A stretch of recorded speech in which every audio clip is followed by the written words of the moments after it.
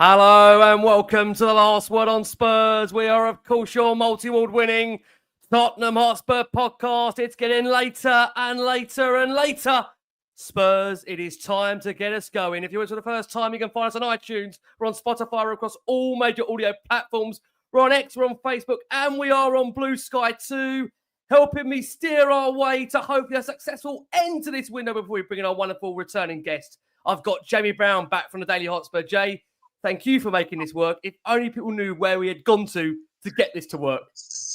Yeah, I know. It's obviously been a crazy day in the transfer window, but it's also been a crazy day in my life. Because unfortunately, typically on the one night I needed the Wi-Fi, my whole house has decided to have a power cut. So where best to be than come to church? I'm actually in a church right now. So yeah, obviously I'm here to pray that we get some good news on the Xavi Simons deal. But let's see what we've got. Obviously, got fantastic and pretty much the perfect guest to talk us through it. I'm very excited for this one. So yeah, let's absolutely. Listen, we've gone to places of worship now to do our absolute best to get Spurs over the line in a transfer window. What more can we ask for? Well, listen, we've got the man that's going to hopefully help us steer us through a successful end to this window. No pressure at all. We've got broadcaster, presenter, journalist. For the last time this window, he saw us into it. He's going to see us out of it. The wonderful Ben James is back. Ben, how are you? Silly question. Good evening. Man in the world right now. How are things? Everyone else is praying for signings, and I'm just praying the window closes so I can get a good night's sleep. That is where we're at. I'll be in that church, synagogue, whatever the place of worship. September the 1st, please be quiet. Please let me go on holiday. Please let the drama stop. What a window it's been, and hopefully it proves a productive finish for Spurs. Ben, you're a superstar. Thank you so much. Guys, if you're also the first time, like I say, if you can like the show, subscribe to the show, put this out to a wide range Spurs audience, that will be greatly appreciated. We'll be covering you through every step of the end of this transfer window. So keep those notifications on, and we are going to get going as to where Spurs are with, of course, less than 3.5 days to go, 4 days to go. It's time to start supermarket sweeping. Ben, look, it's fair to say when we look at the window for Tottenham, it's been one to a degree of genuine frustration, which now hangs in the balance as to what these next few days hold for Tottenham. And of course, we're giving Thomas Frank the best opportunity to ensure that he can fight on all four fronts, which is what the club said is the objective for this season. He's made a great start, 2 wins out of 2. We've seen a decent couple of system setups as well in those respective games. But when you look at the business teams have done elsewhere, and, you know, necessarily maybe around us, the likes of Villa, Newcastle, they've had their trouble so far this window. But the teams that I think Tottenham ideally would like to try and claw back to some degree the advantage on, the likes of Liverpool, Arsenal, Chelsea, City, they've all been massively, massively busy in this transfer window. And with Tottenham, like I say, I think we're now 44 days since the permanent signing on Mohamed Kudus, the only one apart from Koto Takai that's come through the door. Has it surprised you, Tottenham's lack of permanent deals, established first-team player today, and we are leaving it this late to get business done? Yeah, it has. And it's been one of those windows in an inflated market where in the positions that they're looking to strengthen in, there are several targets, number 10, left wing in particular. And as you allude to, a lot of other clubs have done excellent business that are direct rivals on paper for Tottenham Hotspur. It's interesting you mentioned Newcastle, and of course it feels like a difficult window for them because of Alexander Isak. But if you discount that, Jacob Ramsey, Anthony Elanga, Nick Voltemada tonight, Aaron Ramsey, Malik Chow, it's actually been quite a good window for Newcastle. I think many Tottenham fans would like one or two of those players. And naturally, the perspective on the window has been more pessimistic because 2 targets in particular in Morgan Gibbs-White and Eberechi Eze ended up staying and going to Arsenal respectively. So Tottenham have kind of come full circle now, despite all the hype and a genuine drive to do business and a lot of excitement, I think, when it was Mohamed Kudus one day and then seemingly 24 hours later, Morgan Gibbs-White. And you thought, hang on a minute, they're going to drop 100-odd million in the space of 48 hours. They're going to sign 2 exciting players and they're still going to have half a summer left. But it's stagnated, and that has surprised me simply because this is not, despite the new manager, a new recruitment team. You've got Fabio Paratici, who will join permanently, but is driving the business as a consultant. You've got Daniel Levy doing a lot of the deals personally. And as a result, it's largely tried and tested. And I think the challenge now, this late in the window, is you can't be disciplined or meticulous. You have to effectively go above what you want to pay and do deals quickly. And it will be a disappointing window for Tottenham, arguably, if 3 names minimum, if not 4, don't come through the door. I'm not going to say how many I think, because you'll want to ask me that right at the end of the show. But at the beginning of the window, we said very clearly, number 6, number 10, left wing, and a left-sided, in likelihood, centre-back. And apart from Mohamed Kudus, they haven't addressed these areas. So I think it is disappointing. But of course, you judge a window when it shuts, not with a few days before it shuts. So let's see whether they can salvage some of these positions or targets, get a few over the line, and then we can truly judge the summer. But I think it's going to be a stressful, busy, but hopefully productive end to the window for Tottenham.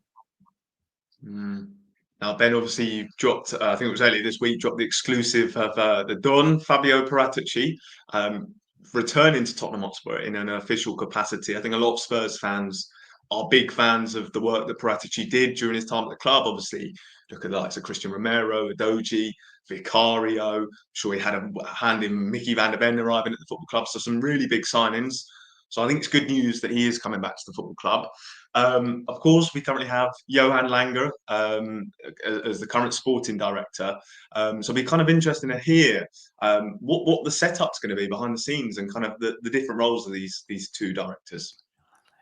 Yeah, I think a lot will change, but in terms of the actual structure, very little. And by that, I mean that Johan Langer is expected to stay, barring any surprises. I suppose we'll find out when the window shuts. You would never announce a departure when people are doing deals and the window is open. And he effectively would take on the role, which is his title, of technical director, and Paratici would become effectively the managing director of football. But let's wait and see what the exact title is, because I think returning to the club, he'll have director seniority as well as driving recruitment. So almost 2 roles, the continued confidant of Daniel Levy, but in a more official capacity. That's my understanding, plus a title that allows him to drive recruitment. Now, whether that's managing director of football or whether alternatively that's more like a Michael Edwards, CEO of football, or whether it's just director, which means that he goes from consultant to director, that's all to be determined or made official. And my understanding is that he'll be back at the football club either in mid-late September or early October. And it's not really a surprise. It's been discussed repeatedly. Tottenham have said over the course of the last few weeks, because he's been engaged as a consultant through the window. So I wouldn't expect any official announcement now, that it's always been speculative or hypothetical that Paratici may return as a staff member. But it wasn't a denial when I put it to Tottenham sources. And obviously we were confident on TalkSport to break that story. And we stand by the imminent confirmation at some point in September or early October that he is to return to the club. So slightly different remit, maybe a bit broader, slightly different dynamic, because Langer is still there, but same old Daniel Levy and Paratici working together.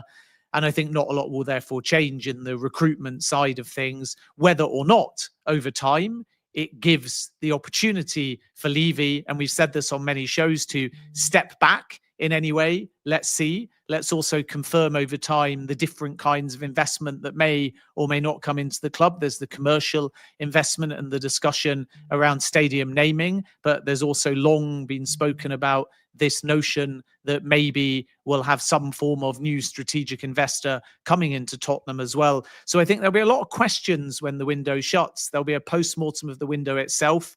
There'll be a new dynamic involving Paratici as a staff member. And then in the longer term, we need to just keep an eye on how Levy fits into the whole dynamic, if, as expected, different kinds of investment when the window shuts between now and maybe the end of the year come into the club. Ben, thank you so much. You spoke a couple of minutes ago in terms of what the position Spurs were looking to fill at the start of the window. We understand that in these final few days, the club are on the lookout for a number 10. That feels clear given the targets that we've been going for. We've missed out on the lights, as we've said. Gibbs White, Eberici Eze, we know left wing position is another that Spurs have been keen to add someone to. It's no secret they've wanted to try and sign Savinho, which we'll come on to a bit later in the show. Our understanding is that Frank has given the green light for the exit of Luka Vuskovic, who is expecting very shortly to be joining Hamburg, of course, on a season-long loan. And I don't know whether that does give an indication that there's confidence another centre-back will come in, maybe ideally a left-footed one. I just want to ask you now, Ben, because time is pressing against us. We are, like I say, up against a real strict deadline of 7 p.m. on the Monday. What is your understanding when it comes to now the specific targets Tottenham are now looking at between now and the deadline? Because there were even murmurs that Frank didn't want one number 10, he wanted two. So what do you think are now the key positions they want to fill between now and Monday's deadline? Yeah, it's definitely a number 10 and still a left winger as well. Of course, some of these 10s can play left wing and vice versa. But I think Thomas Frank and Tottenham's recruitment team will be quite disappointed if they don't get two attackers in between now and the end of the window. One as a bare minimum. Of course, we know that Savinho is off. I think that's been the case for quite some time because it was blocked at board level. But there's plenty of other names that have been linked. For example, Ademola Lookman, Xavi Simons that we'll speak about a little bit later. And then on top of that, I think it's fair to say that links with players like Lucas Paquetá, for example, hold some kind of substance in the sense that they've been discussed internally. But that's the sort of disappointment, even if it ends up being an exciting finish, that there's a whole cluster of names because they're having to jump from target to target and saga to saga to make sure that something gets done this late in the window. And naturally, it requires having more than one deal being lined up because Xavi Simons could go to Spurs or Chelsea. Lookman's wanted Inter throughout the whole window, but they've backed off. So maybe that's a late market opportunity. Are West Ham going to sell Paquetá? Does he even want to leave at this point, having known the club has stuck through him during the allegations that he was cleared of regarding potential spot fixing? So all of this has to go through your head. And usually at the beginning of the window, you can kind of go 1, 2, 3, 4. But at the end of the window, you have to line up all four together because you don't know how other clubs are going to move and you don't want to put all your eggs in one basket. And this is why Tottenham are ultimately chasing after a lot of names. The upside of that is that if they're talking to two, they might be able to do two rather than having to pick between. But I think number 10, left winger, still number 6 in an ideal world, like we said right at the top of the show, and a left-sided centre-back would be the main areas. Whether or not they're going to get all of them done between now and the end of the window remains to be seen. Ben, thank you so much. I will hand back over to Jay. We've got a couple of outgoings. We're just going to try, if we can, to clear up. Jay, I'll hand back over to you. Yeah, so obviously one of the big news I think this week was Ives Bissouma, talk about him going potentially to Galatasaray. I think it seemed like the deal was almost done, but there had been a bit of talk this morning that potentially that was going to fall through. There was talk about his physical condition, and I think the Turkish club are a little bit concerned about that. So Ben, it'd be just interesting to get your kind of take on where this situation's at and whether it might be in some doubt. Yeah, I chased this morning and there isn't a lot of clarity at the moment other than to point out loan with obligation to Galatasaray was agreed between the clubs, but the personal terms always needed finalising. And at the moment, I think there's a period of assessment from Galatasaray as to whether they want to proceed. If they do, the club to club is basically there. Tottenham haven't been told categorically the deal is off, but it's not looking good at the moment. There's a bit of radio silence and it looks like what's happening is Galatasaray are not cancelling the deal, but they're actively looking at other targets now that have moved above Bissouma. If they get those targets, you would think they'll inform Tottenham and the player it's off. If they don't, maybe towards the end of the window, something could still happen. But I would say the deal is very much in doubt. It hangs in the balance. It's not been formalized yet. Some reports in Turkey obviously allude to the fact that there's concerns over fitness and all of that. That's not quite my understanding at this stage. I think the player had a few reservations about going as well regarding the personal terms rather than necessarily the project. So it's not 100% done yet on the player side. And again, it looks like Galatasaray are prioritizing other targets. We'll have to wait and see if they get them, if they call it off, or if they try and now keep this deal on the back burner for a few days and it might be resurrected a little bit later in the window. But that's where we stand at the moment. And I would say there's no longer a guarantee that this one is going to happen. Ben, thanks so much for that update with regards to that particular player. We know we are expecting potentially another 2 exits between now and the end of the window. There'll be some fans thinking, how have we not already come to a decision in terms of trying to get these players out the door? Maybe there aren't buyers. Let's ask you, Ben. We understand Girona are potentially eyeing up a move for Bryan Gil, familiar player to them. There's been suggestions that Tottenham may even go to the degree of cancelling Bryan Gil's contract in order so he can make that move back to Girona. And there has been talk throughout the summer that Manos Solomon is expected to leave Tottenham either on loan or a permanent. Do we have an update, Ben, from your perspective on where we stand with both of those two respective players? Yeah, I think Gil would be prepared to go back to Girona, so we'll have to wait and see whether that advances. We've heard about 100 clubs seemingly in 100 windows, and still Tottenham have struggled to find a solution there. Player going back to Spain, for example, has been a hot topic for quite some time, but Bologna were interested too. So that one's a possibility. I don't know yet of any Tottenham steps towards cancelling a contract yet, but I think if the player finds a viable option, Tottenham will definitely do their part not to be a roadblock, because all parties want to find a solution, and Gil doesn't seemingly have any kind of long-term future at Tottenham. Then with Manor Solomon, it's very interesting. We know that Leeds throughout much of the summer have really liked the idea of bringing him back. But as I revealed at the beginning of the window, Solomon put the brakes on because he thought he could have a positive pre-season and really convinced Thomas Frank that he was part of the long-term plans. It doesn't appear to have happened now. So Solomon is looking for a late window solution. Let's see whether Leeds come back. I'm told at the moment Leeds' focus is on Brighton's Buonanotte, obviously a different kind of player, but they're looking to bring in a playmaker, an attacking midfielder on a loan, something economical. But one thing we should keep an eye on with Leeds is that Patrick Bamford was released today by mutual consent. And that's important because it gets rid of someone that was surplus to requirements, but also a wage off the books. And I'm also told my club, the one I support anyway, Leicester, are quite interested in Manor Solomon as well. They're obviously looking for more attackers. I think from Leicester's point of view, they're struggling at the moment. They've had to make a lot of sales with very limited business. They need goals. They need somebody that can score freely in the Championship, which was Solomon last season. And they need something relatively economical, even with outgoings like Mads Hermansen being the latest when he moved to West Ham for £18 million. Bilal Al-Khanous hasn't gone yet. Wilfred and Didi did depart. But Leicester haven't got a lot of money to spend, so it'll be interesting to see whether that one develops. But keep an eye, I think, on Manor Solomon, who in an ideal world would like to stay in the Premier League, but may not be against a Championship option, especially if he feels that the club in the Championship might stand a chance of going back up to the Premier League within 12 months. So obviously one of the annoying bits of news that we got this week was another potential hijacking from Arsenal. Now, obviously, we're moving back on to incomings, and this involves Piero Hincapié. Spurs seemingly had submitted an offer for him, but Arsenal have seemed to have come in. I don't know what your kind of understanding is on this situation and whether that is one for Arsenal. And potentially, do Spurs have any plans to go in for another centre-back? Of course, we mentioned at the start of the show, Vuskovic looks like he's heading on loan to Hamburg. So Nathan Ake is a name that's been mentioned on Spurs Twitter. I think Mark Gay, he looks, obviously, I'm sure you'll tell us about maybe his move to Liverpool. But are there any alternatives to Hincapié?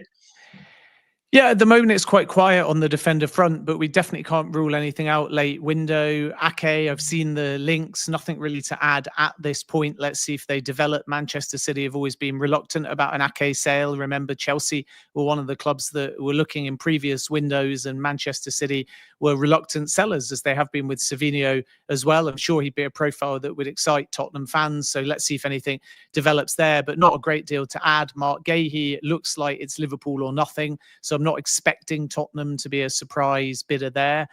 And I think that's basically because it's on Gay to decide. So a lot of people are saying Crystal Palace don't want to sell, or Palace's asking price is too high. That's not my understanding, because Gay's not going to sign a new deal at Crystal Palace, and Palace don't want to lose him on a free. And obviously even a reasonably high asking price for a player with 1 year left on his contract is nowhere near the 65 million Newcastle bid or the 75 million that Tottenham put down in January. So I don't think club to club is going to be a problem for any suitor. But I think the reason why no one else is bidding at the moment for Mark Gahey is because they realise if the player is going to move instead of play every week out of a World Cup year at Palace and then leave on a free transfer, he's going to prioritise Liverpool, or he's just going to stay at Crystal Palace. And that's where we stand. With Piero Hincapié, Arsenal are in advanced talks. They've got player buy-in. The feeling is in the next 24, 48 hours, they might reach an agreement on a loan with an obligation. And they're hoping that that will be under 60 million, which is Hincapié's release clause,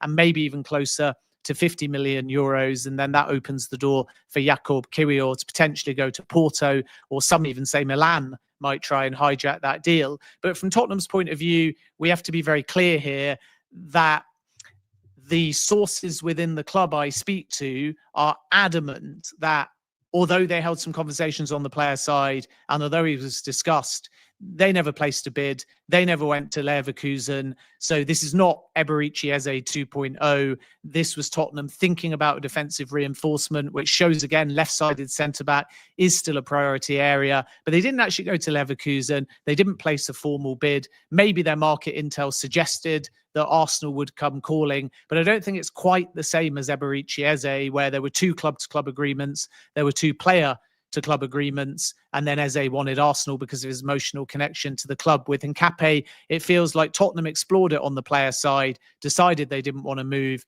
and then Arsenal are obviously advancing things, but without Tottenham being there in a club-to-club sense. Ben, thank you so much. We're just going to very quickly squeeze in our first break of the show for our listeners that are on audio. We have got nearly over 30,000 of you that are watching the show live. Thank you ever so much for all your incredible support for Last Word on Spurs. If you can keep liking the show, if you can keep subscribing to the show, that would be greatly appreciated. Keep your notifications on. We'll be obviously very busy in the coming days of the window, as will the brilliant Ben Jacobs, who will be giving you all the latest news from all the football clubs in and around the sphere. Of course, follow him on TalkSport, Give Me Sport. It'll be popping up, I'm sure, in a number of different places in these coming days. And of course, Jamie Brown over at Daily Hotspur. Make sure you're keeping an eye on Jay's Twitter feed for all the latest Tottenham Hotspur news. Right, I'm going to steer us over, if I can, to the central midfield options that we've got at the moment, Ben, and just ask you, there has been murmurings in the last 24 hours that could Tottenham go back in for a player that has felt a club target for a number of years, and that is of Conor Gallagher. Suggestions that maybe Spurs would be looking at him. There has been also rumours. I think we're sick of this player, no disrespect to him, having heard it for a number of years. I think being told at one point we were below his level. Adrian Rabiot has been linked with a move to the football club. And we know that Kobbie Mainoo reportedly also could be available in this final week of the window. Could Tottenham, dare Tottenham, make a move for him? Any truth on any of these potential midfielders, Ben, we should keep an eye on? Kobbie Mainoo is a really interesting saga, and as we broke exclusively on TalkSport, he's open to a move away. I would say be patient on Mainoo, because talks between Mainoo and Manchester United are going to happen tomorrow. To my understanding, he was going to play against Grimsby. Day after the game, you have a bit of downtime, and then they'll have a proper conversation, because it's all on the Mainoo side at the moment. They're exploring options, whether that's leverage for when the window shuts or whether that's a move away in the next few days. Let's wait and see. But Manchester United might be convinced to sell Kobbie Mainoo if the player says he wants out, finds an option, and a bid in the region of 40 or 45 million is made. And that's really good value for a player that at the moment is not seen a fit within Ruben Amorim's system. But that doesn't mean that he couldn't be fantastic with an extremely high ceiling elsewhere. At the moment, I'm told Mainoo has one main deal breaker, which is he wants to join a club with Champions League football if, and it is a big if, he is to depart. So that's good news for Tottenham. And Spurs and Newcastle have looked in the past, and so have Chelsea as well. The key question, though, is would the player leave Manchester United and stay in the Premier League? And is it harder to do a deal between 2 Premier League clubs? Because when, for example, Daniel Levy spoke to Manchester United about Harry Kane, they were offered a much higher number than he ended up leaving Bayern for. So then if Tottenham come to Manchester United, you would think there'd be a bit of Tottenham tax or Newcastle tax or Chelsea tax compared to Mainoo going abroad. But it's definitely one to watch. But I don't think we're going to get any clarity as to who the specific clubs are, other than mentioning the ones that hold a historical interest in Kobbie Mainoo, until Mainoo has the meeting with Manchester United. And then we'll find out whether or not that one is a goer. I'm told there's Saudi interest as well in Kobbie Mainoo, particularly from Al Nassr. Player maybe could be open to something if it was only a loan to be playing every week in a World Cup year. But it feels a little bit distant, Kobbie Mainoo going to Saudi now. So there's clearly Saudi ambition, and their window stays open until the 10th of September. But I'm not so sure that one is going to develop. But don't be surprised if you hear Saudi. And Napoli are the other club who are really serious about Kobbie Mainoo if anything is to develop. So it might be one to watch, but I don't have anything specific on Tottenham at the moment. I don't think there'll be anything too concrete on Kobbie Mainoo yet until a scenario arises where he gets the opportunity to speak face-to-face with Manchester United. Obviously, the situation with Adrien Rabiot is very interesting because there was a disciplinary matter, and as a consequence, Marseille basically put him on the market. I'd heard Milan were interested. I think there's a deal to be had here late in the window. Let's see whether anything develops there. And it would be fascinating, I think, if somebody could get, I think, a below market value deal for a player that, yes, he's 30, but can do a job. It's a bit short-termist. Are Tottenham going to be alert to a late window opportunity that's maybe below that market value number? Probably, to take advantage of the Marseille situation. We also need to keep an eye, though, I think, on Marseille themselves to see whether late in the window there's any kind of reintegration despite their public statement. And then Conor Gallagher's a very interesting one too. I don't think there's anything in these Spurs links. I also don't think that Gallagher would go to Spurs as a Cobham graduate. I don't think the move would appeal to him. Crystal Palace was the club that were really pushing for Conor Gallagher. They were looking to do a loan with a buy option. Atletico Madrid are clear. They'd rather keep Gallagher, but if he's to go because the player wants to leave and return to England, it has to be permanent. No loan with buy option, maybe not even loan with obligation because it's not the right formula for Atletico Madrid. So at this stage, I'm told it's more likely that Gallagher will stay at Atletico Madrid. And the reason why the midfield links for Tottenham are quite quiet is, again, because they're focused on probably Xavi Simons and Clarity first, and left winger. Gallagher's interesting because, of course, like Xavi Simons, he's versatile. He can go into attacking midfield. He can also be more of a central midfielder too. But at this stage, I think they are prioritizing other targets. And even if they did want Conor Gallagher and have no indication that this is developing, I'm not so sure that the player would welcome a move to Spurs because he still has that emotional affinity with Chelsea. Yeah, I mean, it'd be good to move it up the pitch a little bit in terms of looking at maybe some number 10s. We have got quite a long list of names that still are linked, even at this late stage of the window. I think the dream target for a lot of Spurs fans and out there in terms of reports was Aston Villa's Morgan Rogers. That was a big name on the list. Of course, there's West Ham's Lucas Paquetá, which would be a really interesting one if Spurs can do another deal with West Ham. There is the big one, I'm sure, who a lot of people are here for. RB Leipzig's Xavi Simons, Atalanta's Ademola Lookman, of course, more of a left winger, but another attacker. We've got Magnez Akliouche as well, Malik Fofana as well as another name on the list. So a big list of names there.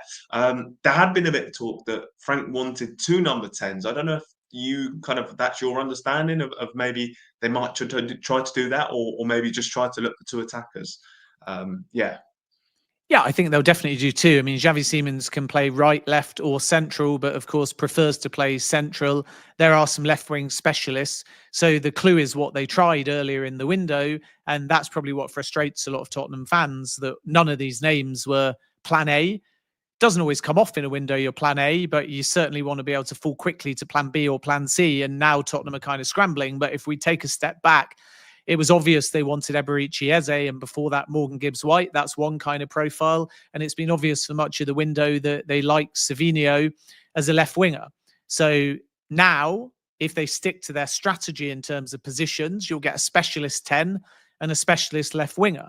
But if they can't find that, then 2 versatile 10s, perhaps, one that is able to filter wide, the other maybe that can be an advanced state, a 10 or a second striker. So then you've still got a point of difference between the profiles. And I think that's the kind of direction they're looking at. So if we take Ademola Lookman first, there's again a late market opportunity here. Lookman's fallen out with Atlanta. He issued earlier in the window a very strong statement, basically saying that Atlanta had broken a ton of promises. He wanted to go to Inter. Inter, I think, bid somewhere in the region of 45 million euros. You'll forgive me if I've forgotten the exact breakdown, but it was about 42, 43 million with 3 million in add-ons. And then Lookman said, that's my move. I want to stay in Italy. You're being unfair, keeping me at the club. Atlanta said no. Inter have backed off. So now Lookman is in limbo, and there may be a possibility of Premier League clubs in particular, because he was at Fulham and Leicester, doing a late window deal for somewhere in the region of 50 million euros. And I would keep an eye on Tottenham and Lookman until the very last minutes of the window, because this is one of the big names still available in the market. And I think someone that would excite Tottenham fans. And as you say, he can play as a left winger, he can play as a forward or a second striker, or he can play central in that kind of advanced state or number 10 role. So that's sort of number one. Then, of course, Xavi Simons, the talks, as I broke earlier today, are advancing, but we have the threat of Chelsea too. And it's going to be fascinating to see how this plays out. You would think that Tottenham have enough intel to go club to club, not to suggest that it's 100% locked with Chelsea. But Chelsea have done all the legwork. Chelsea have got terms agreed with the player.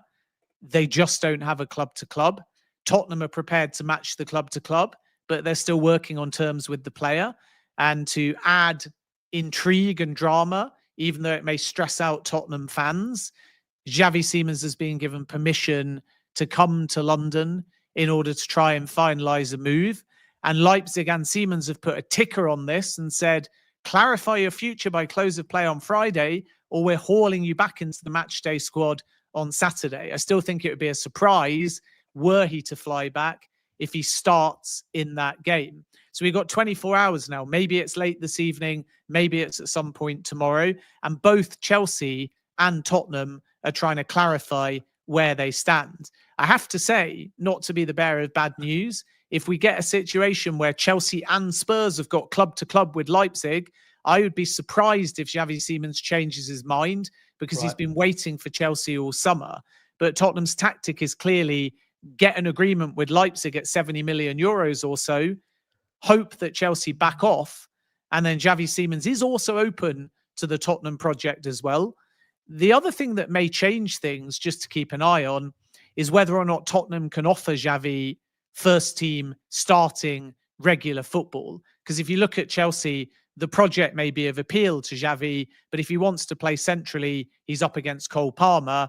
If at Tottenham he wants to play centrally, he might be told that he can be dropped straight into Thomas Frank's starting 11. So that could be a factor in all of this as well. But it's a fascinating and complicated and fluid situation. Chelsea are there. Tottenham are there. Tottenham are pushing. They're trying to do it quickly because who knows, Chelsea may need another outgoing before they can sanction a sale at 70 million euros as well. So this is a bit more like Eberici Eze. I'm not saying in terms of outcome for Tottenham, but there's two London clubs, two London rivals. We may get a point where they both agree deals with both Leipzig and the player, and we'll have to see how it pans out. But obviously, if Tottenham have learned anything from Eberici Eze, it should be you've got to move quick. Because I still maintain my reporting. Had they agreed everything with Eze on the Friday before the Premier League season, I think he'd be holding up a Tottenham shirt. They left it until the Monday, and then by the time they got the agreement in principle on the Tuesday, Arsenal were there.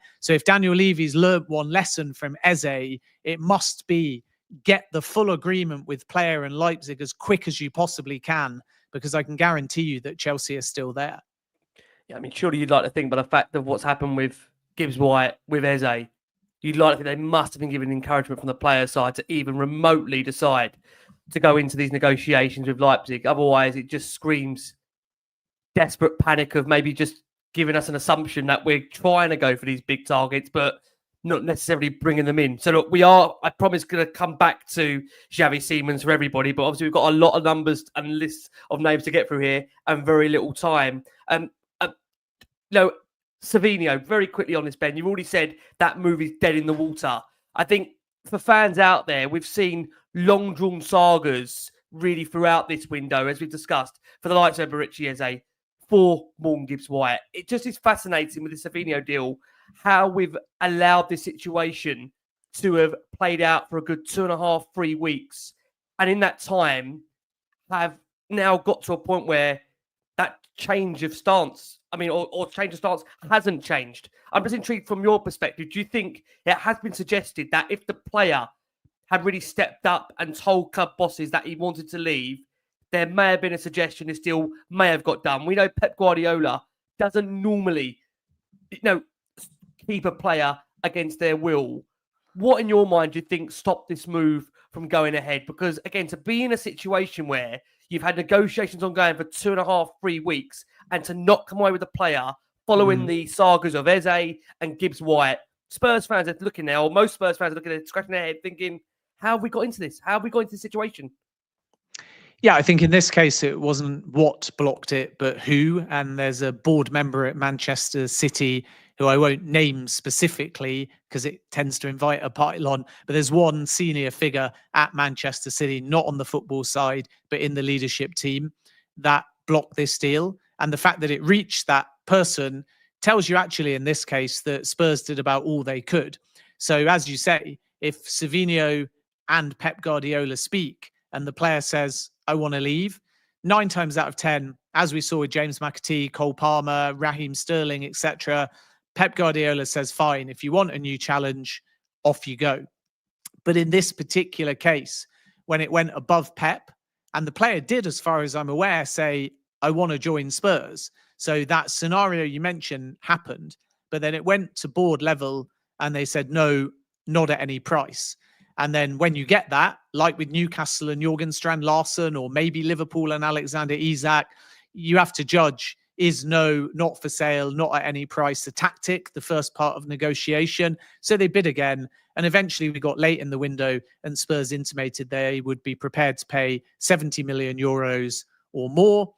And I think that number was above what they wanted to pay. And if it was only down to money, would have been accepted. But Manchester City's perspective was to ignore the money on this one, partially because they didn't want to get sucked into a Rodrigo saga, knowing the player was always likely to stay at Real Madrid, at least in the latter part of the window. But also the feeling within Man City is that Savinho leaving now would be exactly like Cole Palmer to Chelsea. And by that, I mean they sold Cole Palmer to Chelsea for 42.5 million. He immediately became one of the best players in the Premier League. He immediately started scoring goals and getting assists for fun. And at the same time, Manchester City at the same period started to get a little bit less out of Kevin De Bruyne, started to lack a creative person in the centre of the park. And all Man City fans are saying, why did we not just keep hold of Cole Palmer? So Manchester City feel like selling Savinho, he'd be box office and quickly, and they don't want to take that risk because they believe his high ceiling is worth keeping, regardless of the money that Tottenham put on the table. So maybe it took Tottenham a little bit too long to understand that that position was genuine, or maybe Manchester City were having a fluid and open and honest debate where Pep Guardiola was saying, I'd be prepared to sanction it if the player wants the move. Savinho was definitely trying to force it for a small part of the saga, but in the end, the Man City board haven't changed their mind, and that's why now he's not for sale at any price. A couple of days ago, it was communicated to Spurs, and they will not bid again. Now, it would just be interesting to hear if we might go for an alternative. There have been some names linked, the likes of Kubo from Real Sociedad is a name that's been linked. As I mentioned earlier about Malik Fofana, of course, at Lyon as well. There was Heath and Antoine Semenyo's name coming back up. Obviously, it does feel somewhat unrealistic given that he signed a contract earlier this summer. I don't know if you have an understanding of whether Spurs might look at alternatives in that left wing role. Obviously, we are well stocked in that area with Mattis Tell, Odobert, Brennan Johnson, who's been playing there. But having lost Son, it'd be interesting to know whether we might go for that alternative. Yeah, Bournemouth sources have pretty firmly denied any possibility of Antoine Semenyo leaving in the final days of the window. And I also think the priority with Son leaving is number 10 left winger and Antoine Semenyo largely deployed on the right-hand side at Bournemouth. It's not to say that he can't play on the left-hand side, but he is a right-sided attacker for Bournemouth who can also play centrally. So that wouldn't make a lot of sense. And I think as soon as he signed a new deal, the door was shut. Other names, I think there's definitely substance to Tottenham's interest in Magnus Akliouche, who is still available in the market, is only 23, is a younger option. Malik Fofana, definitely another possibility. Everton, of course, were the team trying to sign him a bit earlier in the window, but another player that wants to play Champions League football. And you're probably seeing a pattern here, and that's the disappointment about Tottenham's window, I think, no doubt to a lot of fans, but also internally within the club, that this is a gift of winning the Europa League that takes Tottenham from 17th in the table with nothing to being in the Champions League.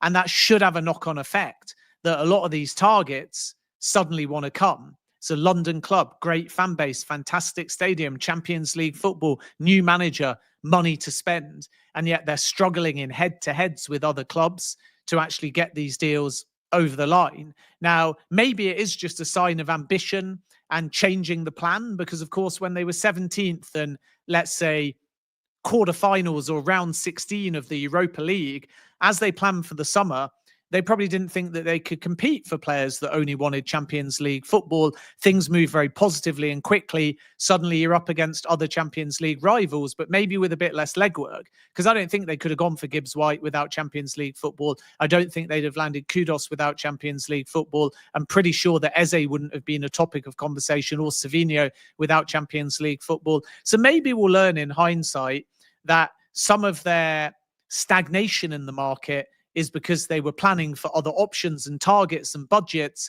until perhaps March, when it became possible. Hang on a minute, we might actually be able to get Champions League football. But late in the window, I think that Akliouche and also Fofana are both still available. And I would be surprised if Fofana in particular doesn't move. So keep an eye out for a young, wide player and Tottenham.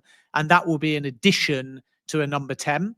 And then regarding Semenyo, again, I come back to what I said before, that I don't think strengthening on the right-hand side of the attack is necessarily a big priority at this stage for Tottenham. And I think an indication of that to an extent is the fact that when they were looking in the market for longer standing targets, such as Tyler Dibbling, who they were quite intent on under Ange Postecoglou, they liked the idea that he could play central or right. These names haven't come back up under Thomas Frank. So I think that's where the manager has changed a lot of the targets. Postecoglou may be more inclined to find a right-sided attacker that could also play at 8, 10, or even lead the line. But it all went very quiet after Thomas Frank arrived regarding Tyler Dibbling. And you would think with Tottenham doing the legwork there and having Champions League football and being in London, if they came up against Everton, Dibbling would have given high priority to Tottenham Hotspur, but there was no move. And I think that's the shift under Thomas Frank, that it's finding someone alongside Matis Tell because of Son's departure and prioritising a number 10. Semenyo doesn't fall into that category. Dibbling doesn't fall into that category. And since the window opened, even before Semenyo signed his new deal, Tottenham didn't make any move. And the same obviously applies to Dibbling as well. Ben, thank you so much. Just have to ask you a quick question on one player that is with Tottenham, but there was a suggestion we saw during this window that he may not finish the window at Spurs, which might be surprising to some given the name we're about to mention, and that's Wilson Odobert. There was a mere suggestion that there was tentative links that AS Roma were potentially considering a move for the Tottenham forward. Now, obviously, it does appear that Spurs in these final days of the window are targeting some form of a left wing forward along with a genuine number 10, given the fact that we have got squad constraints in terms of, you know, the numbers of what we're going to do in terms of registration, whether it's Champions League or Premier League. Is there any remote possibility that Odobert, we could see either leave the club permanently or go on loan, Ben, from your understanding? I'd be surprised. I'm actually told that Thomas Frank quite likes him and has developed a very strong relationship with him, and he's training well. And the other thing is the Roma links were before it was clear that they want Jadon Sancho, but they can't yet agree terms with the player. If they don't get Sancho, they pivot to Tyreek George, who's their second target, also a left winger. So I don't see Odobert and Roma developing because Tyreek George is available quite economically, 25 or 30 million euros and a relatively low wage from Roma's perspective. Sancho's got the high wage, but let's see whether Manchester United kind of bend. Is there a scenario where Roma delay, wait, try a loan with a buy option or an obligation, try and get some kind of wage coverage? We'll have to wait and see. But definitely number 1 for Roma on that left side, Jadon Sancho, but it might not be feasible. Number 2, Tyreek George. So I don't see Odobert developing. And given Spurs haven't added on that left side or any attackers yet, it would be a massive surprise and probably not the smartest thing in the world to lose a player when the urgency is around trying to find 2 attackers. Yeah, just on that point of attackers, one name that Jamie touched upon earlier that was understood to be a dream signing, they could make it happen, is Morgan Rogers. There's a feeling with Aston Villa, they are going to need one more big departure if they are to be in a situation where they haven't got concerns drastically over their PSR position. What is your understanding, Ben, with regards to Villa and whether they do need to sell potentially one more big player out of their side so they can be rest assured when it comes to the PSR? Morgan Rogers appears to be a name that they wouldn't want to let go. But again, money does talk. And, with the time left in the window, is this one we should keep an eye on for you? Well, I think Villa are fine for PSR. The financial year shut. They sold their women's team to their parent company, V Sports, and a couple of other assets as well. They have had outgoings. Let's not forget Jacob Ramsey and Leon Bailey, and therefore they seem okay. I think as you head to the next financial year, it would be remiss of Villa to be pre-selling a big asset like Morgan Rogers now. Because remember, in the next financial year, even if they think it might be tight, who's to say that they won't get Champions League football and that will change it? Or who's to say that they can't just delay until June, which will still fall into this financial year? So you can always entertain a Rodgers sale if they desperately need it, or a Tielemans, or an Onana, or an Ollie Watkins, or an Emi Martinez. And I think if Martinez doesn't go in the final days of the window, and it's looking unlikely, there's still a fair chance that he departs in 12 months' time. So I don't think Villa need to sell Morgan Rogers, nor do I think they're that worried about their PSR position now, because they've closed the last financial year. And as I said before, you've got the end of this window, you've got January, and you've got the first part of the next window. So why panic sell Rodgers now with no time to add players, and then find that if you need to sell him in 12 months' time, you've got the best part of a month, if not longer, to actually plan an exit? I think Morgan Rogers is probably untouchable. It would be a massive surprise if he goes anywhere. And if Tottenham were really serious about Morgan Rogers, I think they'd have placed a bid or made an approach now, rather than leaving a deal of that magnitude until the final hours or minutes of the window. Instead, they're doing the opposite. They're trying to work on Xavi Simons. Prior to that, Morgan Gibbs-White, in between Eberici Eze, and there was nothing with Morgan Rogers. Your best chance of getting Morgan Rogers was in the days before the 30th of June, or in this final week of the window, if your intel says otherwise, that Villa need a lot more money. And nobody's approached Villa for any of these players. No one's made a bid yet for Ollie Watkins, despite talks from Man United. Nobody's made a formal permanent bid for Emi Martinez, although Manchester United tried earlier in the window for a loan. Saudi haven't yet come in for Yuri Tielemans or Onana, but let's wait and see. And that's, I think, the other thing in all of this, that if you really put a pistol to Villa's head and said, you need an outgoing, is it going to be Rodgers or Tielemans? Is it going to be Rodgers or Onana? It's obvious that they would pick Tielemans or Onana, even though Villa want to keep every single one of those players. And I must be clear on that. But knowing that you've got the Saudi window, which is open a bit later, if they did desperately need anything, they would actually have the 2nd of September to the 10th of September to potentially give Saudi bidders some encouragement. So I think Morgan Rogers, unfortunately for Spurs fans that want to get excited about it, is probably a non-starter in the final days of the window. But the interest is, of course, genuine, by the way. So if there ever comes a point where Rodgers is available, Tottenham are likely to be one of the clubs that are there. But I don't see them wasting their time on a deal of this magnitude, knowing that there probably isn't a price that Villa are prepared to entertain before September the 1st. I mean, Rodgers would obviously have been a fantastic one. Had a fantastic season at Villa last year. Another attacking midfielder from the Premier League that Spurs have been linked with, I mentioned him earlier, was Lucas Paquetá from West Ham. We know that they have had some financial issues as well. We, of course, helped them with that by the fantastic signing of Mohamed Kudus. Is there any chance that Spurs might be able to do it again with West Ham? We know that them dealt a lot with them previously. I think it was Scott Parker back in 2011 that when we last did business with them. The other name as well, we just wanted to quickly mention Nico Paz. Now, that obviously looks like that's completely off the table, but it'd be interesting to get your take on those two players, especially Paquetá. Yeah, Paquetá, it all depends on the player, really. I think he's quite loyal to West Ham after the club supported him for the spot fixing charges that he ultimately got cleared for, doing a double West Ham swoop. I mean, maybe it comes like buses. maybe you can't do business with West Ham since Scott Parker, and then you get 2 through the line. But I'm not so sure that one is developing now. Tottenham are definitely interested in Paquetá, but I feel like the final days of the window will be very difficult to deal with West Ham, because ultimately West Ham need players, not to lose another player. And it'd be very difficult for Graham Potter with a threadbare squad if he lost both Kudus and Paquetá in the same window. Paz Tottenham really liked, and they made an approach for. Feeling is he's not going to go anywhere now, and it might be Real Madrid that come calling in 12 months' time. So I think that saga is over. Ben, appreciate it. We're going to ask you very quickly about a player you know very, very well, given your Leicester City connections, and that is Akliouche. The player at one stage looked certain to sign for Crystal Palace after reaching agreement in principle over a transfer. But there were suggestions that Tottenham have been keeping a close eye on the player, and even Daniel Levy, to some degree, had also been monitoring the situation around the Leicester City player.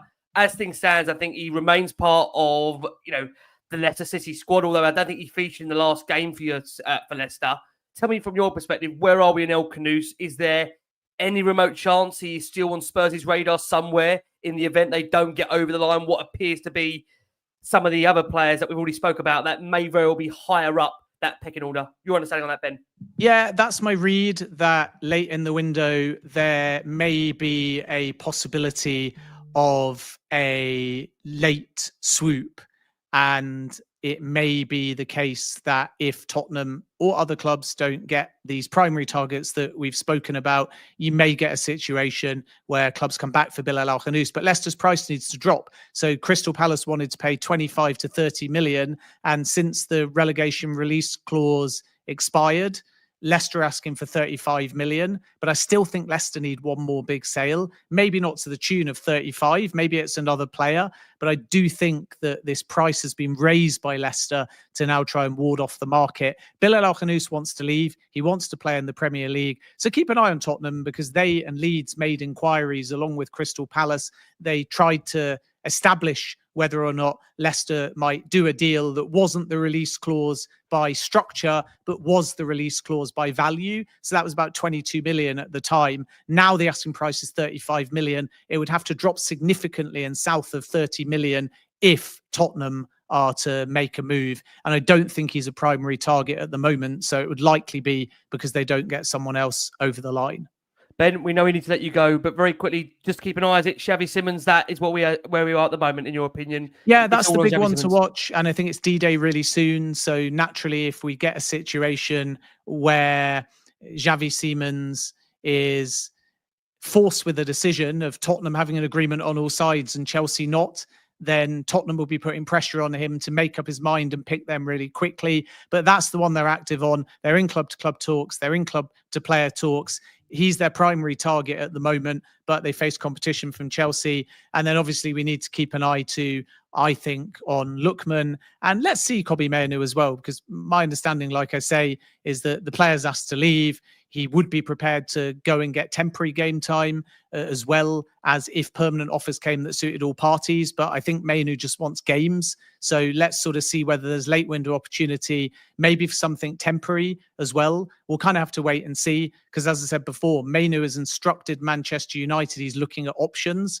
and now they need to kind of thrash out everything in the next 24 hours. They need to have proper face-to-face meetings, because Mainoo has told Man United that he wants game time, and Manchester United know that, but nobody knows the options yet. Nobody knows the clubs yet, because they have to still get round a table, and that's happening tomorrow. So stage one of the Mainoo deal is players saying, I'm open, I want to leave. Stage two is them actually having a secondary meeting where they need to discuss the kind of terms, and let's see if anything is viable, whether in the Premier League or elsewhere. So that could be a developing story as well, just because of Tottenham's historical interest. But again, we don't yet know the clubs because Mainoo is still seeking outreach. So Simons, Lookman, maybe a surprise left-back defender or left-sided defender. And let's see, if they got a 6, then the window has a completely different complexion on it. But for now, I think it's a mad scramble, and I would keep an eye, like I say, on Xavi Simons in the next 24 hours, because my understanding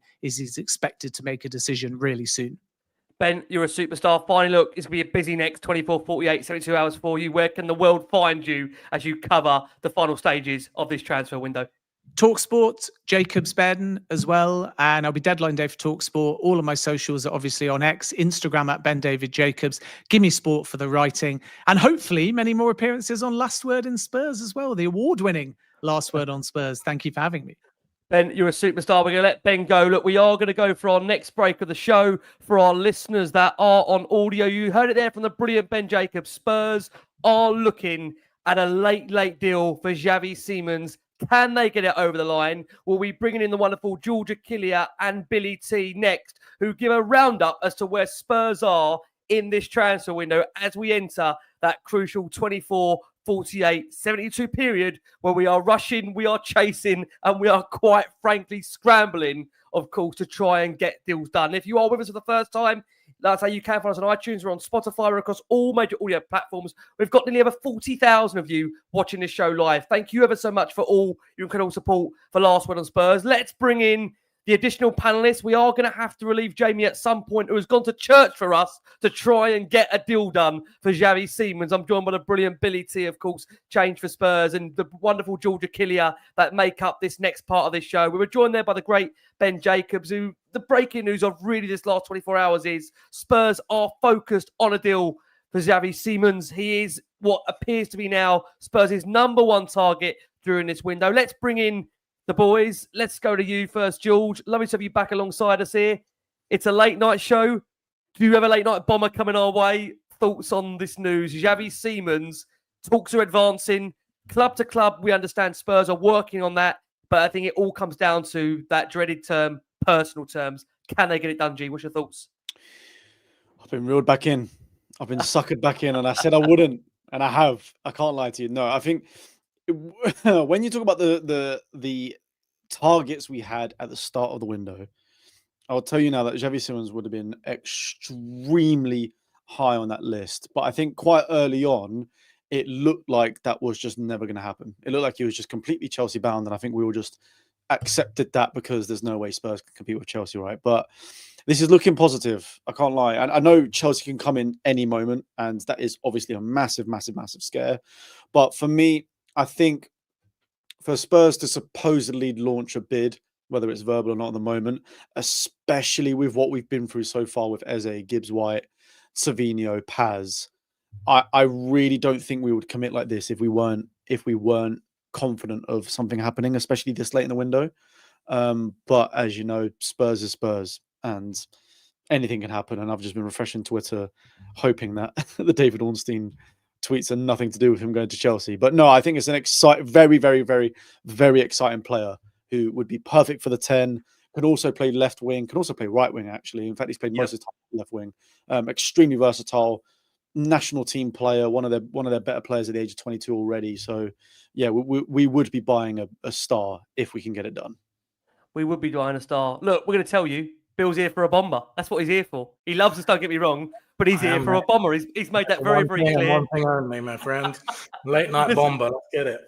Jamie's got the church for us. I should have went down my spine of that Ornstein tweet about Kobe Mainu. You know, I need to grow up. Oh, listen. I mean, Bill, look, George said it there. We've been really scarred this window so far in terms of moves for Gibbs-White, for Eberici Eze.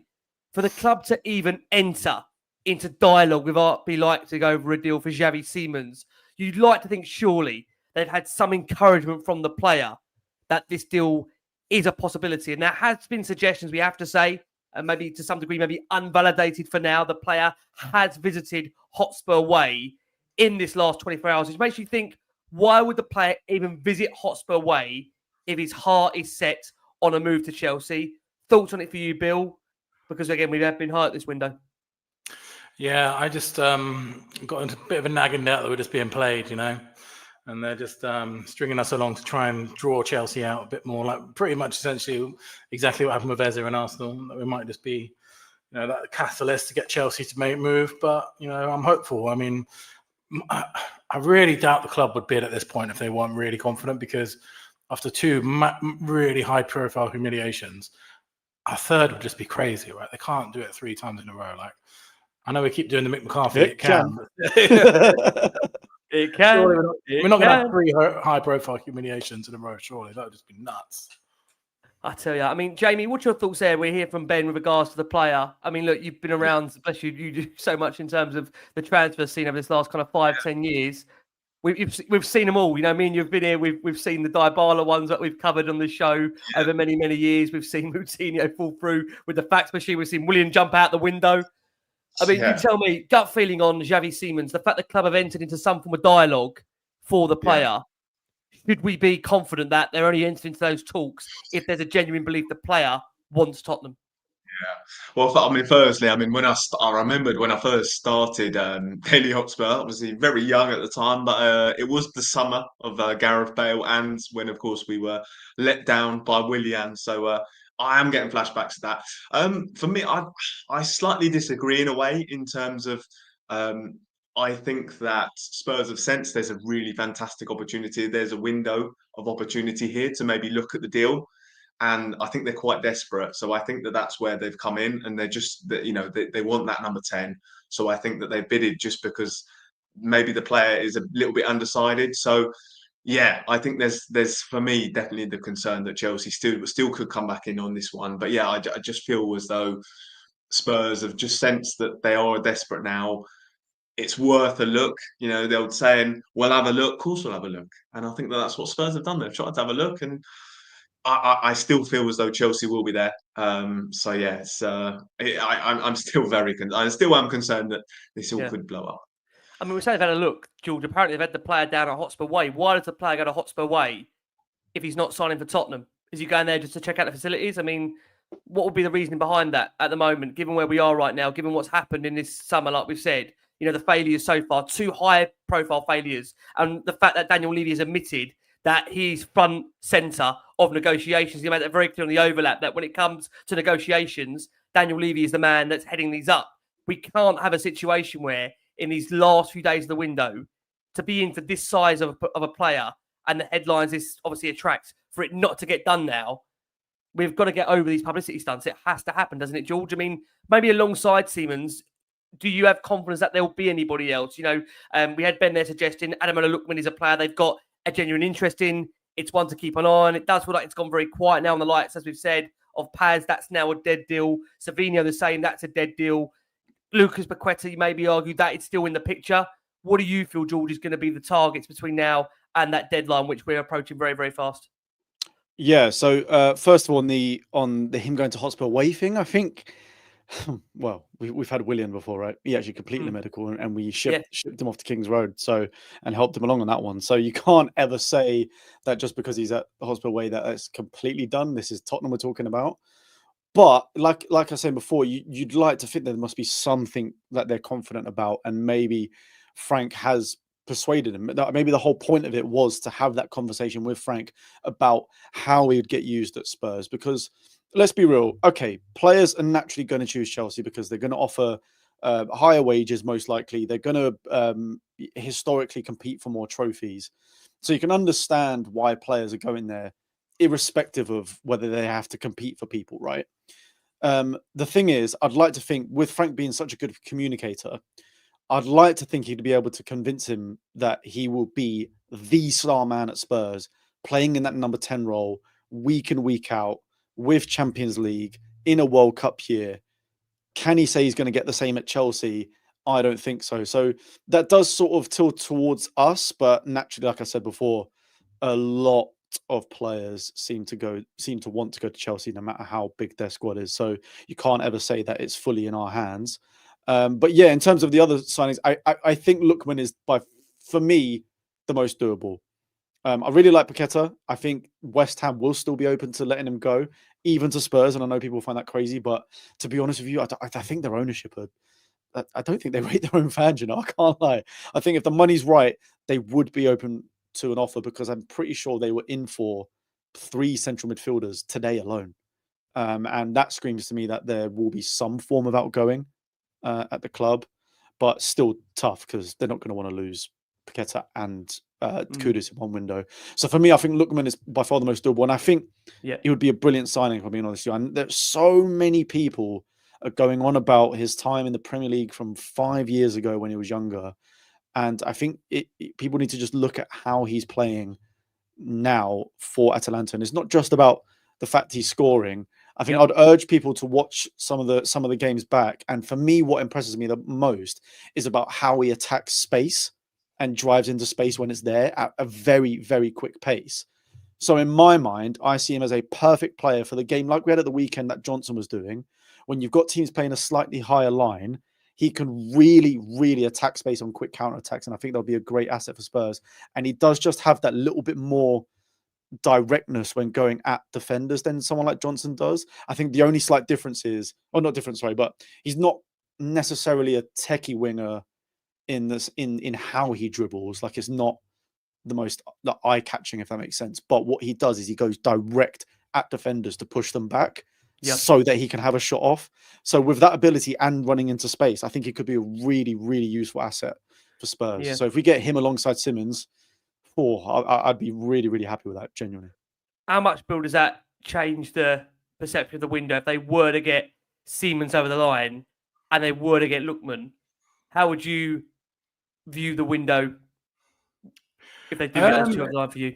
It would be a massive improvement on what we've promised at the moment. So I think that'll be 4 pretty high quality transfers in Lookman, Simons, Palhinha, and Kudus. That's 4 really, really good players. I'd be really happy if that happens at this point. I think if they manage to add Nathan Ake to that as well, that would be an excellent window. So there's potential to turn it around, but there's not much time is the problem. Like, I think, time is running out, and we had a few hours ago, had lots of, looked like we were edging closer to Simons, and then suddenly it's, taking a couple of days saying, I need to take my time to make my decision. Then suddenly it's Friday, we've got a game on, Saturday, and then, Monday the deadline comes. We haven't got anyone. So there's definitely potential to turn it into a really good window. And I really, really hope they do, mate.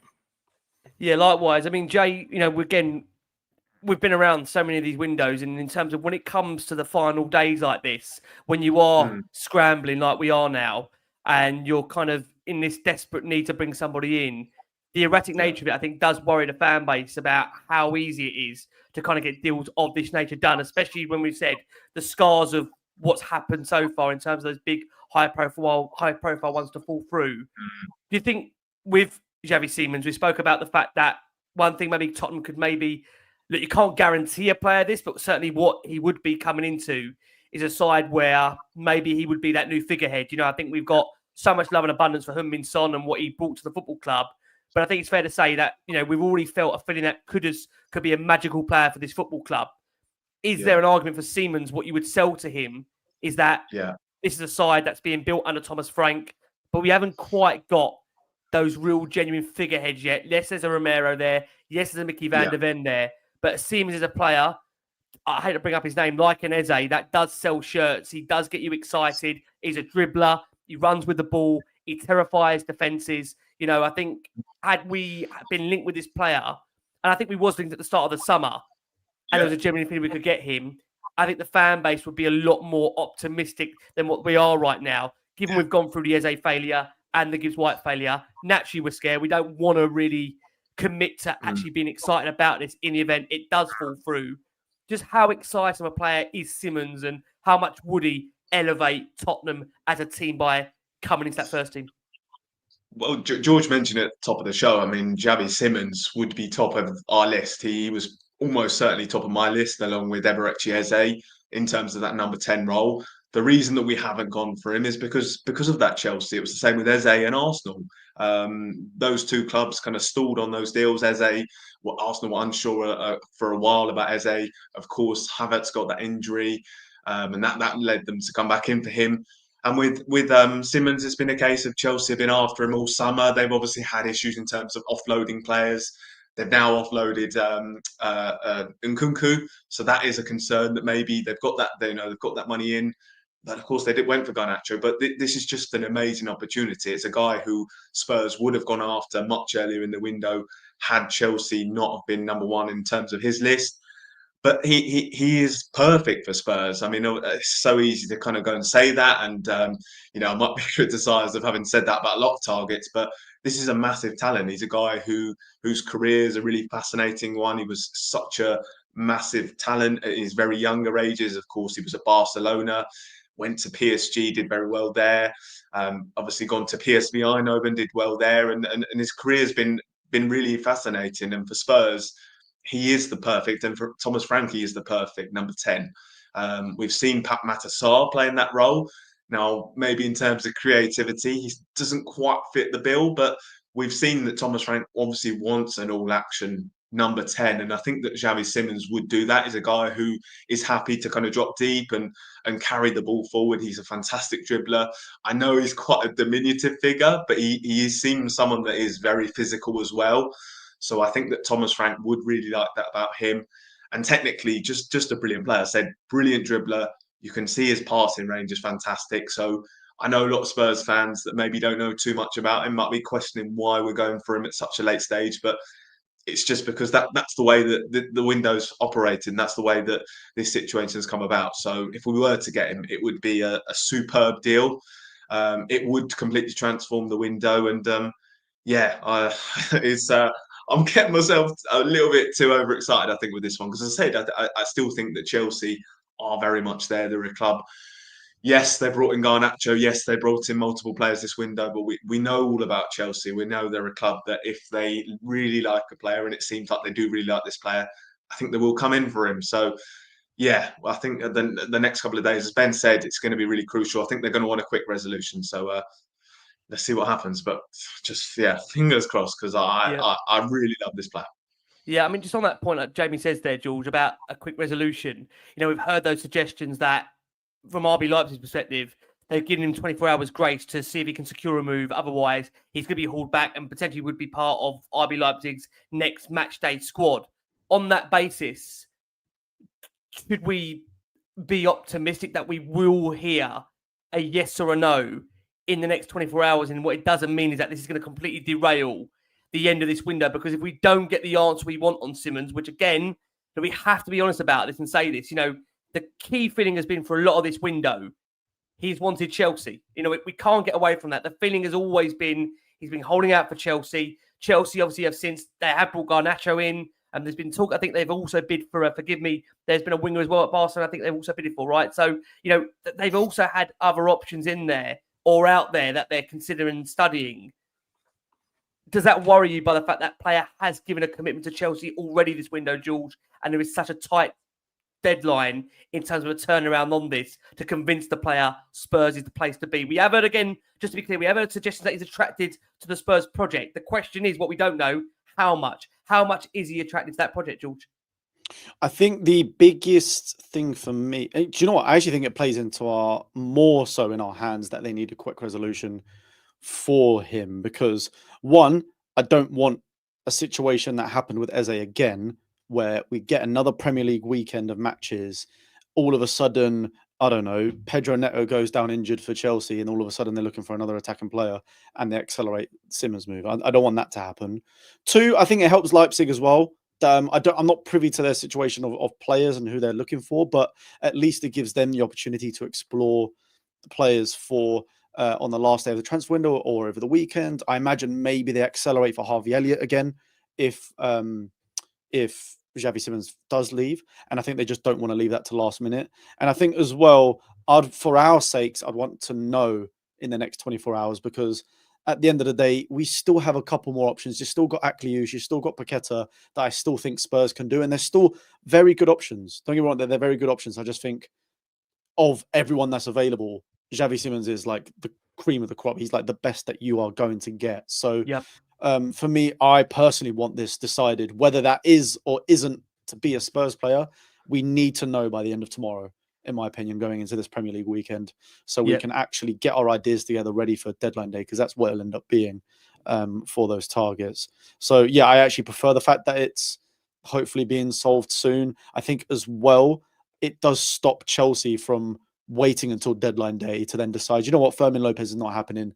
Let's go back in for Simons. It means that maybe that Chelsea are going to be a little bit more hesitant to front up the money for him and convince him to stay, if they still think a deal is possible for Fermin Lopez at Barcelona as well. So, yeah, I mean, it's never easy going up against Chelsea for a player of this magnitude, but I'm really hoping we find out pretty soon. I mean, it'd be great if it was on the show. we find out, but no, I think we need a resolution very soon. I mean, we're always conscious, like I say, that we do get a lot of news break very, very late, which is hence why we've gathered in the event we do get in Bill's words, a bomber. But on the point of that, we have got to go for our final break of the show. Jamie Brown has been at church for us on this show to try and get this over the line, and we have to let him go because, I say, he literally someone's got to lock that place up. Jay, thank you ever so much. I mean, just for you, it's a big next 24, 48 hours, right? I mean, I know we're hoping you're going to be very, very busy on that XV4 us bringing us some news. Yeah. Gut feeling, though, Jay? Will we see Simons in a Spurs shirt? Yes or no? Yeah, I mean, I know that Chelsea are there, but I Yeah. think the Spurs have done a lot of work on this. Of course, we've seen Matt Law saying that a deal is close to being agreed with Leipzig. Yep. I just think there's a case that Spurs have sensed this is a fantastic opportunity, and there was an opportunity of hesitance or a window of opportunity with Chelsea hesitating in this deal. So that's kind of why we've gone for this deal. But I do. I think that we can get this one done. And as I said, I'm gonna go away and pray now. I've been reliably informed that the power is back on at my house, which is great news. So I'm gonna go back, and I'm also gonna have a shower as well because I went for a run, and so it's just been a nightmare of a day. So hopefully I can end the day with some nice news, and hopefully it can end on air with a bomber. Listen, you've got a church for us. Surely that could be enough to get this over the line. The wonderful Jamie Brown. We are going to go for our final break of this show for our listeners and audio. We'll be getting into, like I say, the rest of this window where Spurs do stand as we close in on those final 48, 72 hours where there is still a lot to be done in the world of Spurs to be ready for Thomas Frank's Tottenham. We want to say again a massive thanks to the wonderful Jamie Brown over at the Daily Hotspur. Make sure you're going to check Jay out across the socials. I am here with the wonderful Billy T. I'm here, of course, with Georgia Killier.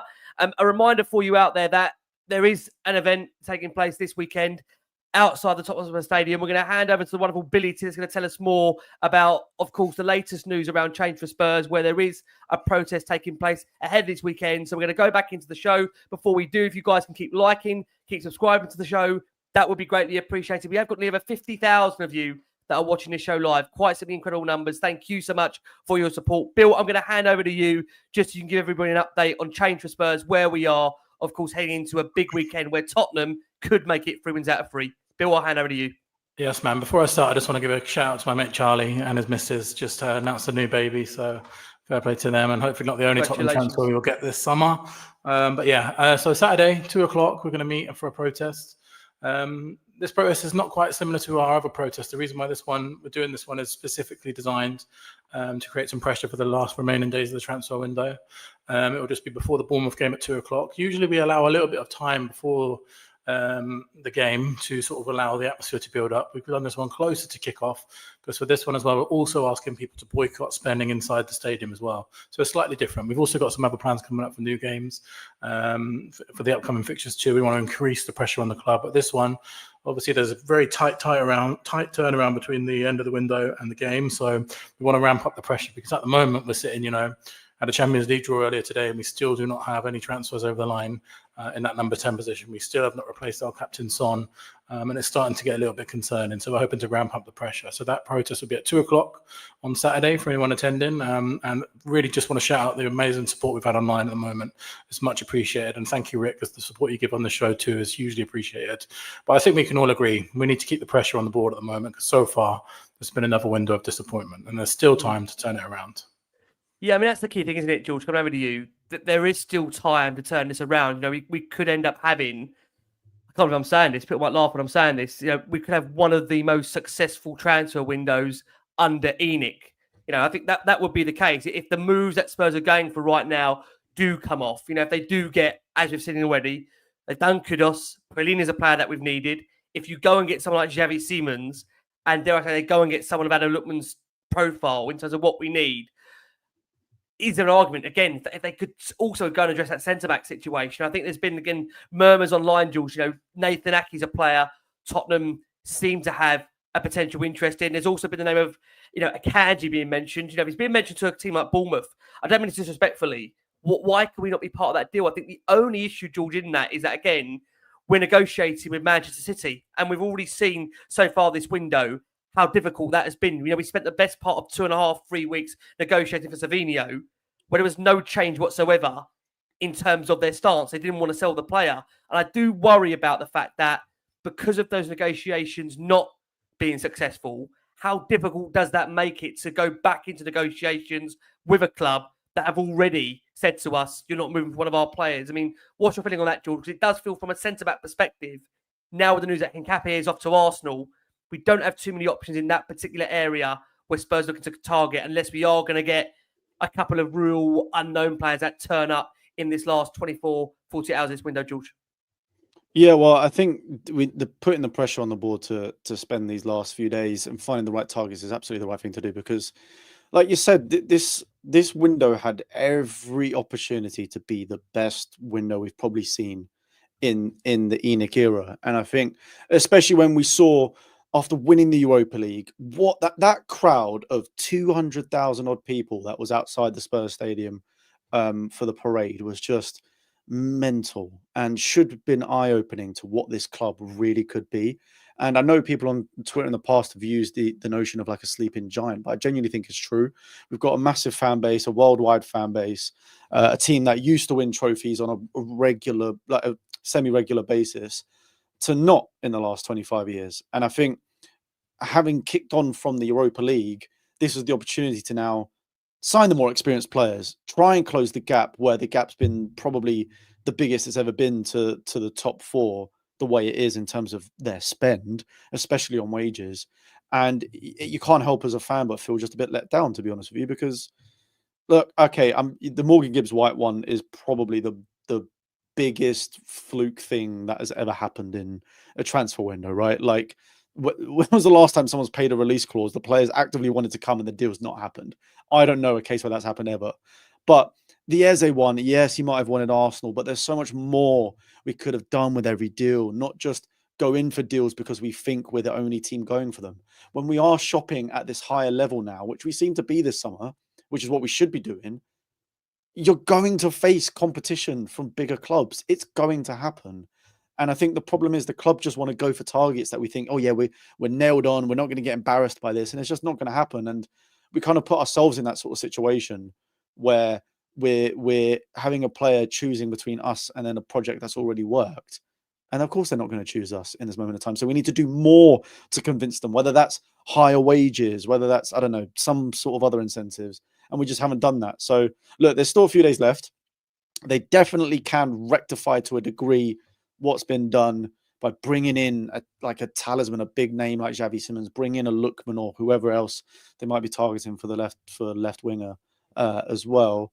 But I still don't think, in my eyes, it kind of excuses how we've gone about our business this summer, especially with how long we've had between Maddison's injury, when Morgan Gibbs White fell through. Like, so long the time has passed, since those things have happened. And then you're seeing your rivals get a Havertz injury last week and then they're getting a target like that. It's kind of demoralizing from a fan point of view. So yeah, they can rectify it, but we've been in this road before, and I just worry that maybe we bring in one more player, even if it is a Xavi Simons. I still don't think it's enough. As great of a player he would be individually, I agree. In the whole landscape of the window, it's not enough. Yeah. I mean, just on that point, Bill, like George just said there, when you consider the amount of time that we have spent in negotiations with respective players, we've spent the best part of 2.5 weeks or so on Savinho, didn't get the player. I mean, again, similar period to the Morgan Gibbs White one. I do think I would give that allowance, in terms of that situation. I think that was a fairly unique one, which I wouldn't put that all at the ball's door. But the Eze one, I still maintain the fact, although we're at the end of the situation of what happened, where it feels that in the last 11th hour, he decided to rally around and call respective England teammates, if Arsenal were interested. We still had 7 days run at that player without any real suggestion anybody else was in, and we didn't get the deal done.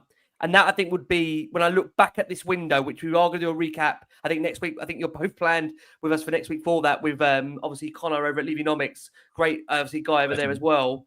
I look at this and think the amount of time that's been spent on the respective deals that we haven't done is where we would have lost out on this window. Maybe not necessarily on actually the players we've targeted, because I think the level of players we've targeted this window has been of a level that, quite frankly, for Tottenham, we haven't quite been used to. And look, it's great in terms of showing that ambition of those players, but the reality is, Bill, as you know as well as me, if you don't get those players over the line, what's it all been for? I mean, what have we been doing? If we've gone for that level of player and we haven't got them, what's been the point, Bill? Yeah, exactly. And I will, the one thing I will give the club this window, they have moved on to a different caliber of target, which is what we've all asked for. But the problem is, I think we've allowed it to sort of to be a detriment of our time that we spent, and just the sheer amount of time we've wasted on some deals, and some of them improbable in the first place, some of them maybe unlikely. I think, the Eza one, I'm not sure we'll ever know quite what the outcome would have been if Hazard got injury. Didn't have that injury, which ultimately led to Arsenal acting quickly. But one thing I will point to that is Arsenal, if they did have an injury, they had a player within the door within 24 hours. If you look to clubs like Manchester City, Liverpool, they all had their business done very early in the window as well.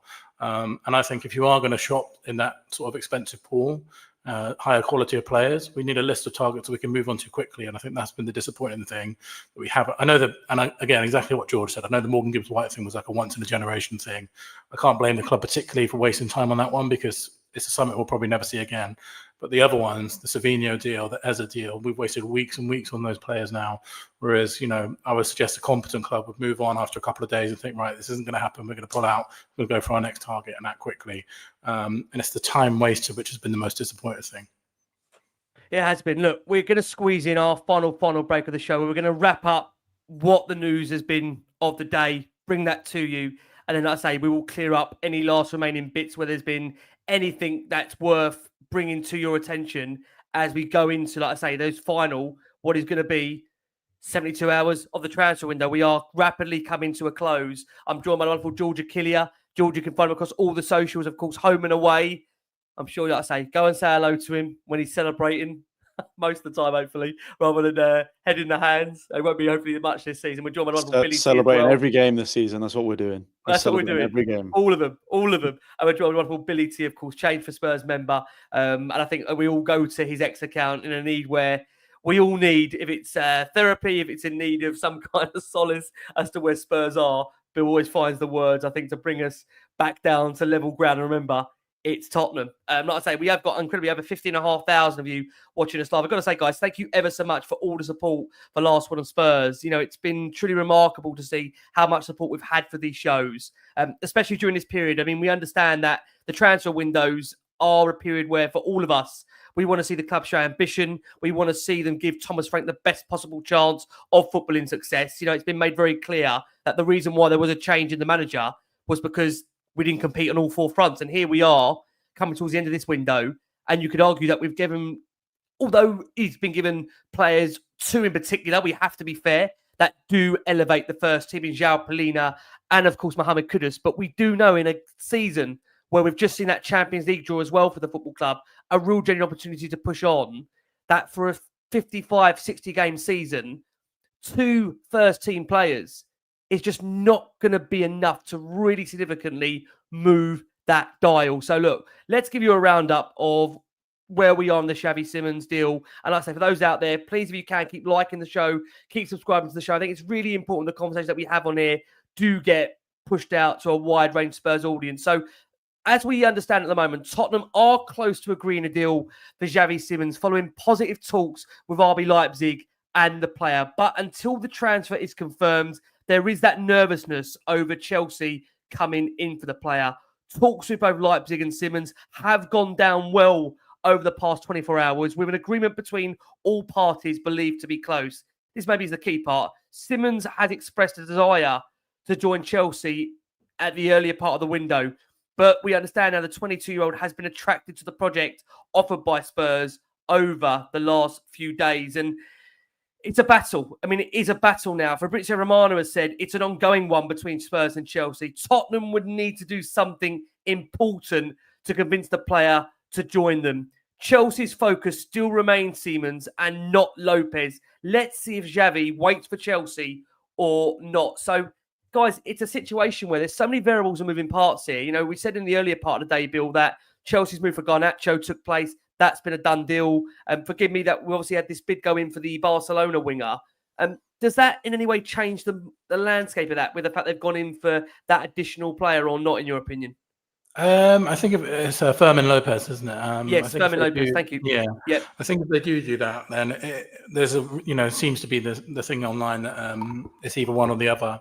I think that would significantly change it. But I just look at Chelsea and just think, doesn't seem to be any end in their sort of reckless spending and sort of amassing of players. So it wouldn't surprise me if they ended up with both, to be honest. I find it really strange if I was Xavi Simons right now. And this sort of real desire to want to, because the rumours are we've matched the wage offer, we've matched the bid, and Chelsea number 10 is Cole Palmer. Like, that's not going to change this season. He's not coming in to be first string. Their left winger, they've got Gittins, they've got Garnacho, they've got plenty of players there. They've got Esteban who can play 10 as well. He will have an insane amount more competition at Chelsea than at Tottenham. I'm surprised. That there's that desire to join Chelsea over us so much that it's delaying the deal. Because if it was me, I'd be looking at thinking he could be our face of our club. He could be the actual face of Tottenham Hotspur Football Club. He'd be adored by the fans, whereas Chelsea, he's just another list of names, adding to the 50, 60 attacking footballers that they have at that football club. Well, just on that point, George, I don't know if this is good news for us. I don't think it is good news at all in this race for Xavi Simons. We are hearing now suggestions from Mundo Deportivo, obviously very well-known Spanish outlet. They are stating now that Fermin Lopez is staying at Barcelona. So I don't know how much that does impact that deal for Simons and whether that would now maybe see them accelerate. They need outgoings as well, don't they, Chelsea? So that's another thing to look on. Right. Yeah, I mean, this because of the variables and the moving parts to this will be the concern that, at least for all of us, George, I mean, we're not going to be in a situation where this is going to drag on 48, 72 hours. We're going to get a quick conclusion to this. You'd like to think for listeners on audio, by Friday evening, you want to think we're going to know either way where Simons is going to go, right? Yeah, I think so. And you can't let this drag on. And look, to be honest, we're all going to be disappointed now if we don't get him. But I think that's just because of how this window has gone. It's been atrocious. Missing out on so many key targets. And yeah, that's not great news to hear, because the history tells us that Chelsea are then going to probably step up their bid for him. But it's just, look, we're not going to know, are we, about the talks that he might have had with Spurs today. Has Frank maybe convinced him? I don't think we know that in this moment in time. Hopefully we find out in the next 24 hours. I will be gutted if we don't get him now, mainly because I think, like Bill just said there, he would be absolutely perfect for what we're doing, and he's going to get all the game time in the world, especially in a World Cup year. Yeah. Whereas I feel like he's just another cog that might go missing in that massive Chelsea machine. And I don't see where he's going to get the minutes with the amount of signings they're making. It looks like Nkunku and Jackson are out the door. I don't know, because I don't know the ins and outs of Chelsea's squad, whether that's enough for them to get Garnacho and Simons. I don't know if they need to let go of someone else as well. Yeah. But yeah, that's not great news about the Fermin thing. But like I said, I have no doubt we're going to find out by this time tomorrow whether he is or isn't going to be a Spurs player. And then if it's not the case and he's going to Chelsea, we need to act quick on either Paquetá or Akliouche, in my eyes. Either one of them, I think, would be great signings for us. The problem is Saturday's a match day. I feel like we don't do anything on Saturdays, and then we usually take Sundays off. So it's going to be it's going to be quite a wild. You're saying it's all on deadline day. Is that what you're saying? Oh, of course, it's not Spurs if it's not all on deadline. Look at you trying to build the hysteria like it's Sky Sports. So tune in on Last Word on Spurs Monday, 24-hour show. Well, I can tell you, deadline down here is going to be absolutely fascinating. It will be. Like I say, we're going to have you covered throughout the morning, right into the evening here on deadline day. And Jason McCubbin's going to shut the window for you, whether we're or not. He's going to shut it for you. I promise you. Bill, I keep thinking this in my mind. Why is Xavi Simons going to Hotspur way, allegedly, over the last 24 hours, if he doesn't want to come to Tottenham? If his heart is so set on a move to Stamford Bridge, why come to Hotspur way? Why would you do that? Can you understand that? No, you can't, mate. But, you can never sort of predict football. And, at the end of the day, there's so many moving parts in it. It might be his agent trying to get a bigger fee.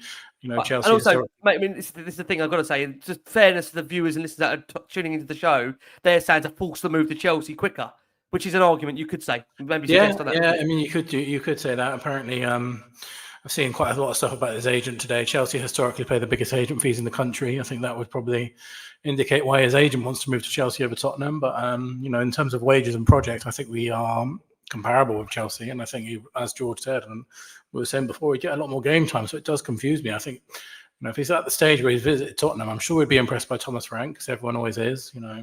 I think we could easily sell the project to him, easily sell him as a star person in the project. We'll be playing in Champions League football. We've got other Dutch players here, Mickey van der Ven, that he can play with. So I'm a bit perplexed how it's not done. I'm not necessarily blaming the club for that. I just think if it's not done at this point, it probably tells you quite heavily, suggests that maybe he's just waiting for Chelsea and we're just being strung along again. Yeah.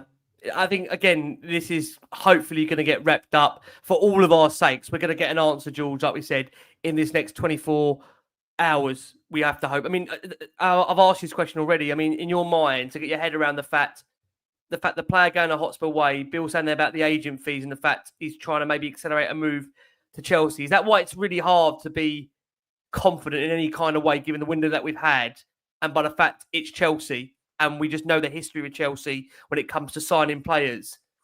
I don't think I've ever seen a situation where we've been linked with such a high-profile player, and yet most of the fan base, from the reaction I've seen online, are so timid to even want to get excited about it because we've been scarred so much in this window and previous ones, George. It's genuinely PTSD, and I'm not even joking. I've wrote myself back in purely because I love the player so much, and I think he's perfect for us. But at the end of the day, I'm also being more skeptical than I probably would have been, say, if this was, I don't know, last year or earlier in the window. Earlier in this window. But yeah, it's just not going to look good, is it? If we miss out on, and I know this is you can't have a window where you've not got over the line 3 players and they've ended up with one staying at the club, given the high profile around the Gibbs White saga, which, to be fair, again, I will say this twice now, I don't actually blame all that down to the football club. I think there's been other optics about that. The Eze one, we've had a 7-day run at that and not got it over the line. This one with Xavi Simons, when you go into those negotiations, that he's wanted Chelsea right from the very start. So given what we've all gone through this window, if you're going to go in for that player, you have to get it done, George. I think you have to get it done. Yeah. You can't enter this. You can't enter this battle now and not get it done. We're in crunch time, and the embarrassment that we've had for the whole of the window so far.